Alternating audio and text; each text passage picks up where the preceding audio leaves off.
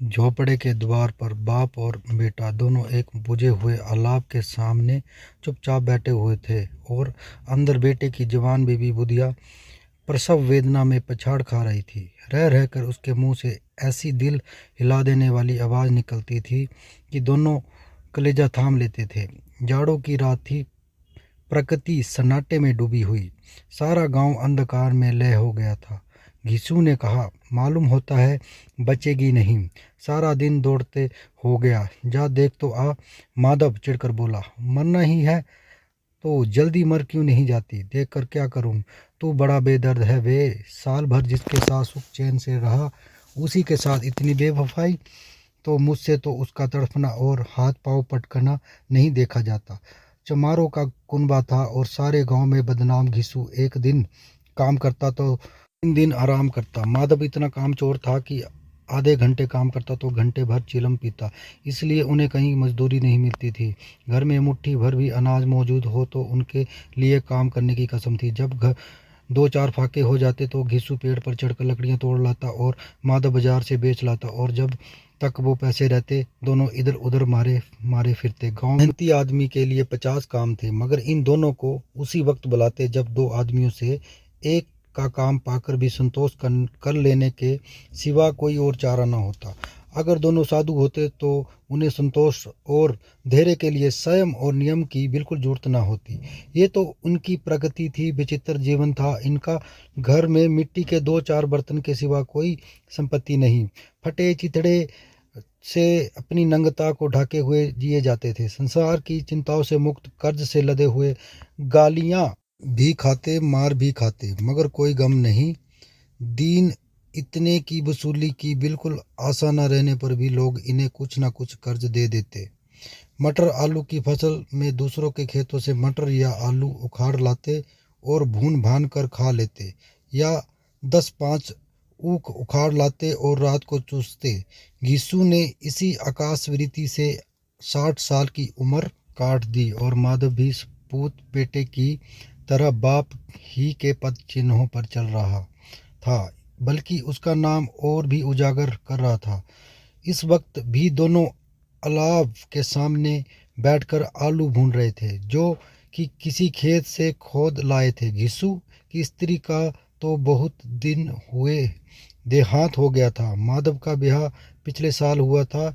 जब से ये औरत आई थी, उसने इस खानदान में व्यवस्था की नींव डाली थी और इन दोनों बेगैरतों का दो जख्म भरती रहती थी।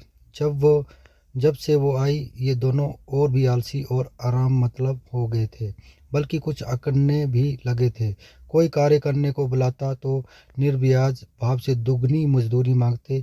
यही वही औरत आज से मर रही थी और यह दोनों इसी इंतजार में थे कि वो मर जाए तो आराम से सोए। घिसू ने आलू निकालकर छिलते हुए कहा, जाकर देख तो क्या दशा है उसकी। चुड़ैल का फिसाद होगा और क्या। यहाँ तो ओझा भी 1 रुपया मांगता है। माधव को भय था कि वो कोठरी में गया तो घिसू आलू का बड़ा भाग साफ कर देगा। बोला, मुझे वहाँ जाते डर लगता है। डर किस बात का है? मैं तो यहाँ हूँ ही। तो तू ही जाकर देखो ना। मेरी औरत जब मर रही थी तो मैं 3 दिन तक उसके पास से हिला तक नहीं था। और फिर मुझसे लजाएगी कि नहीं? जिसका कभी मुंह नहीं देखा, आज उसका उखड़ा हुआ बदन देखूं। उसे तन की सुध भी तो नहीं होगी। मुझे देख लेगी तो खुलकर हाथ पाँव भी ना पटक टक सकेगी। मैं सोचता हूँ कोई बाल बच्चा हो गया तो क्या होगा। सॉल्ट गुड़ तेल कुछ भी तो नहीं है घर में। सब कुछ आ जाएगा भगवान दे तो। जो लोग अभी 1 पैसा नहीं दे रहे हैं, वे ही कल बुलाकर रुपए देंगे।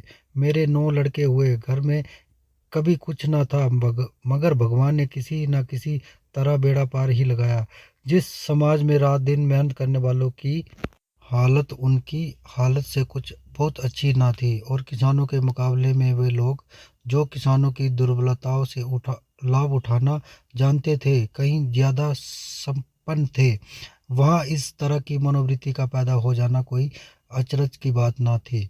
हम तो कहेंगे घिस्सू किसानों से कहीं ज़्यादा विचारवान था और किसानों के विचार सुनने समूह में शामिल होने के बदले बैठकबाजों की कुत्सित मंडली में जा मिला था। हाँ, उसमें यह शक्ति न थी कि बैठकबाजों के नियम और नीति का पालन करता। इसलिए जहाँ उसकी मंडली के लोग गांव के सरगना और मुखिया बने हुए थे, उस पर सारा गांव उंगली उठाता था।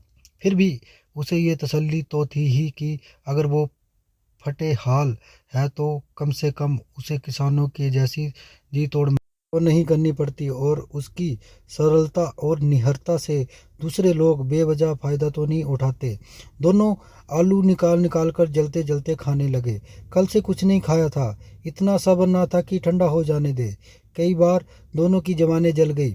छिल जाने पर आलू का भारी हिस्सा जवान हल्क और तालू को जला देता था, और उस अंगार को में रखने से ज़्यादा खैरियत इसी में थी कि वो अंदर पहुंच जाए।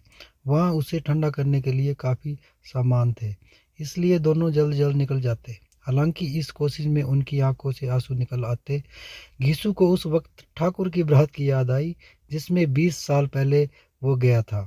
उस दावत में उसे जो तृप्ति मिली थी, वो उसके जीवन में एक याद रखने लायक बात थी, और आज भी उसकी याद ताज़ी थी। बोला, वो भोज नहीं भूलता। तब से फिर उस तरह का खाना और भरपेट नहीं मिला।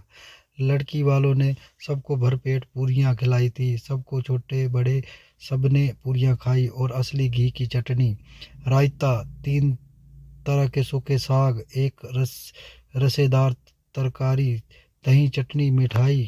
क्या बताऊं कि उस भोज में क्या स्वाद मिला। कोई रोक टोक नहीं थी। जो चीज़ चाहो मांगो, जितना चाहो खाओ। लोगों ने ऐसा खाया कि किसी से पानी ना पिया गया। मगर परोसने वाले हैं कि पत्तल में गरम गरम गोल गोल स्वादिष्ट कचौरियाँ डाल देते। मना करते कि नहीं चाहिए। पत्तल पर हाथ रोके हुए मगर वो की दिए जाते हैं। और जब सबने मुंह धो लिया तो पान इलायची भी मिली, मगर मुझे पान लेने की कहाँ सुध थी। खड़ा हुआ ना जाता था। झटपट जाकर अपने कमर पर लेट गया। ऐसा दिल दिरियाव था कि वह ठाकुर माधव ने इन पदार्थों का मन ही मन मजा लेते हुए कहा, अब हमें कोई ऐसा भोज नहीं खिलाता। अब कोई क्या खिलाएगा। वो जमाना दूसरा था। अब तो सबको किफ़ायत सूझती है।